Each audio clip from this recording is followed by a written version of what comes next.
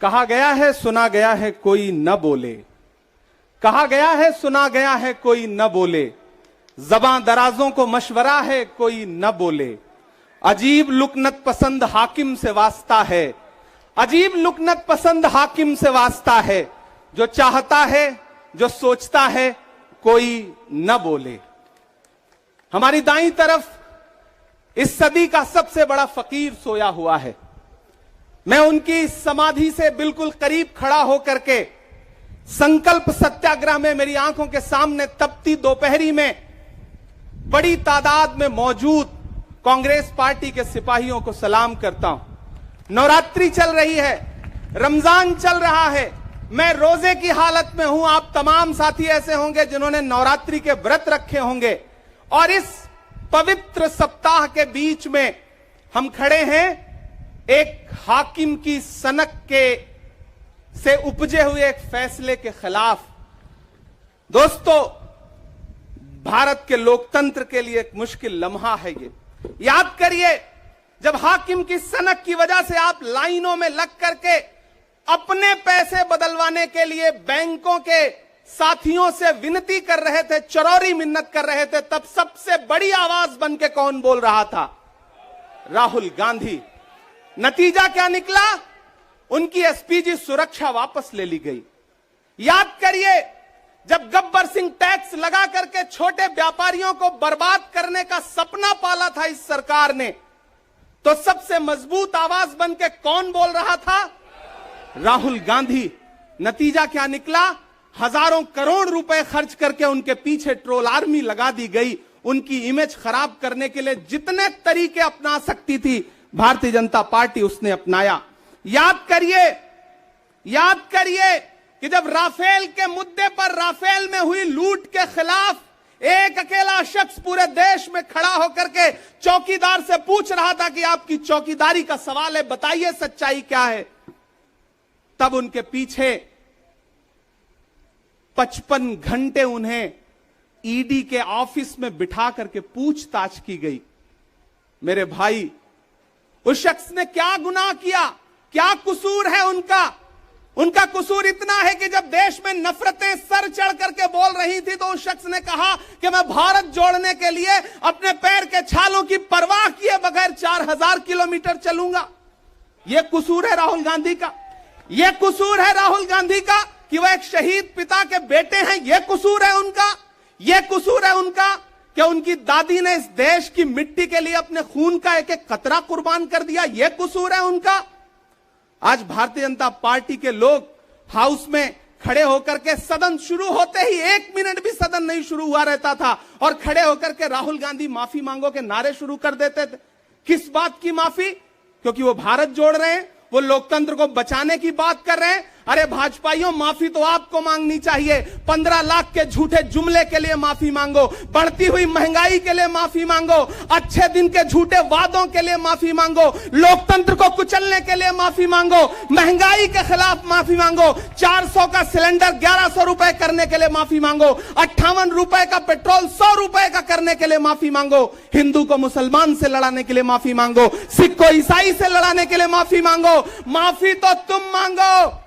और अगर तुम ये कहते हो कि राहुल गांधी ने विदेश में जाकर के भारत का अपमान किया, तो प्रधानमंत्री जी, मैं आपसे पूछना चाहता हूं कि जब दोहा में, शंघाई में, कैलिफोर्निया में, अमेरिका में खड़े होकर के आप कह रहे थे कि भारत तो सपेरों का देश है, भारत में पैदा होना तो पाप है, प्रधानमंत्री जी, माफी तो आपको मांगनी चाहिए।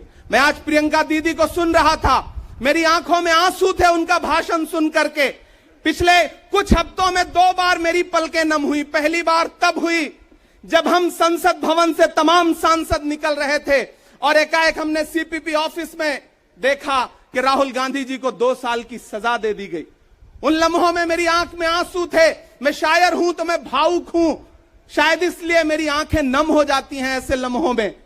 आज जब प्रियंका जी बोल रही थी तो मैं उन्हें सुनकर के भी मैं नम हो गया। यह जुल्म है कि जुल्म को कहता हूं साफ जुल्म। यह जुल्म है कि जुल्म को कहता हूं साफ जुल्म। क्या जुल्म कर रहा हूं? मुझे मार दीजिए। जो जख्म बांटते हैं उन्हें जीस्त पे है हक। मैं फूल बांटता हूं, मुझे मार दीजिए। फिर उसके बाद हिंदुस्तान वालों, फिर उसके बाद शहर में नाचेगा हू का शोर, फिर उसके बाद शहर में नाचेगा हू का शोर। मैं आखिरी सदा हूं, मुझे मार दीजिए। मेरे भाई, इस देश के लोकतंत्र को बचाने के लिए जो सबसे बड़ी आवाज है इस देश के, उसको मारने की, उसको कुचलने की जो कोशिश है, उसके खिलाफ आपको खड़ा तो होना पड़ेगा, आपको बोलना तो पड़ेगा। मैं कभी कभी सोचता हूं कि जब मैं कभी समाधि पर जाऊं तो क्या मुंह दिखाऊंगा महात्मा गांधी को, मैं क्या मुंह दिखाऊंगा राजीव जी को, हम क्या मुंह दिखाएंगे इंदिरा जी को, कि उनके वारिस के साथ, उनके घर के चश्मो चिराग के साथ इस तरह की अपमानजनक बातें की जा रही हैं और देश खामोश बैठा है। सवाल आपसे है, सवाल यहां बैठे हुए लोगों से नहीं है, सवाल आपसे है जो आप कांग्रेस की मोहब्बत में यहां आए हुए। मैं आपको सलाम करता हूं, मैं जानता हूं आप राहुल गांधी जी से मोहब्बत करते हैं, कांग्रेस पार्टी से मोहब्बत करते हैं, प्रियंका दीदी के सम्मान में आए हुए हैं, खड़गे साहब के सम्मान में आए हुए हैं, मैं जानता हूं, वरना इस तपती दोपहरी में व्रत रख के, रोजा रख करके कौन परेशान होने के लिए आता। आपको मोहब्बत है पार्टी से, लेकिन नया पाने की चाहत में पुराना छूट जाता है। तुझे अपनाऊं तो मुझसे जमाना रूठ जाता है। मोहब्बत पढ़ने लिखने में बहुत आसान है, लेकिन मोहब्बत को निभाने में पसीना छूट जाता है। मैं जानता हूं कि आप पसीने के बीच भी, आप तपती दोपहरी के बीच भी यहां बैठे हैं। क्यों? क्योंकि आपके मन में पीड़ा है। आप देख रहे हैं कि लोकतंत्र को किस तरह से कुचला जा रहा है। मेरे भाई, ये एक मुश्किल वक्त है। मैं इस मंच पर खड़ा होकर के, गांधी समाधि के इस मंच पर खड़ा होकर के पूरे देश का आह्वान करता हूं कि अब समय राहुल गांधी के सत्याग्रह का नहीं है। अब राहुल गांधी जी से आगे बढ़ करके देश के एक एक व्यक्ति के ऊपर बात आ गई है। एक ऐसी आवाज जो आपके लिए संसद में बोल रही थी, कसूर क्या था? उन्होंने प्रधानमंत्री जी के भ्रष्टाचारी मित्रों के खिलाफ आवाज उठाई। उन्होंने पूछा कि 20,000 करोड़ रुपया कहां से आया अडानी की कंपनियों में। उन्होंने पूछा कि नीरव मोदी ने, ललित मोदी ने, मेहुल चौकसी ने जो इस देश को लूटा है, उसका जवाब प्रधानमंत्री जी को देना पड़ेगा। अगर प्रधानमंत्री जी इतना कहने से आप राहुल गांधी जी की सदस्यता ले लेंगे तो हम तमाम सांसद तैयार हैं, ले लीजिए हमारी सदस्यता, लेकिन हम रुकने वाले नहीं हैं, हम झुकने वाले नहीं हैं, हम मुसलसल बोलते रहेंगे। मैं हिंदुस्तान के लोगों से कहना चाहता हूं कि हमने सहराओं में हासिल किया आसानी से, तुम समंदर में भी रहकर न मिले पानी से। ये सियासत के दिए सबके हवाले न करो, मुल्क बिक जाता है एक शख्स की नादानी से। इस शख्स की नादानी से देश बिक रहा है, लोकतंत्र मटिया मेट हो रहा है, संविधान को कुचला जा रहा है। और वो आखिरी सदा जो 7 फरवरी को गूंजी थी पार्लियामेंट में, उसको भी खामोश करने के लिए उसे संसद से निकाल दिया गया है। मैं देश से कहना चाहता हूं कि उन्होंने राहुल गांधी जी को संसद से निकाल दिया है।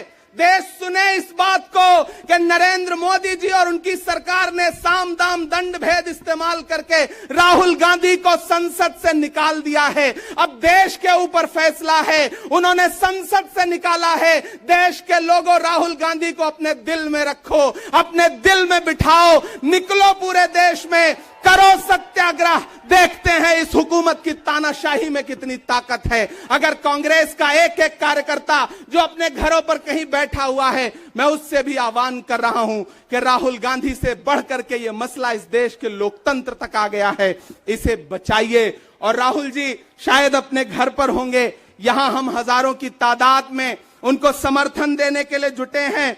मैं तो बस इतना कह रहा हूं कि मेरे भाई, आपको एक बात समझनी है, और वो ये है कि इस मुश्किल वक्त में हमें राहुल जी से ये कहना है कि लहू में भीगे तमाम मौसम गवाही देंगे कि तुम खड़े थे।